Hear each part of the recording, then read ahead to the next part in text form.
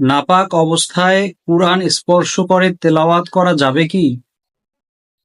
বর্তমানে computer, mobile, video চিত্রের মাধ্যমে কুরআন পড়ার হুকুম কি? এর উত্তর: অপবিত্র ব্যক্তি ও ঋতুবতী মহিলা কুরআন স্পর্শ না করে জিকির হিসেবে মুখস্থ বা মোবাইল কম্পিউটারে পড়তে পারবে, তবে সর্বদা পবিত্র ও অজু অবস্থায় কুরআন তেলাওয়াত করাই উত্তম।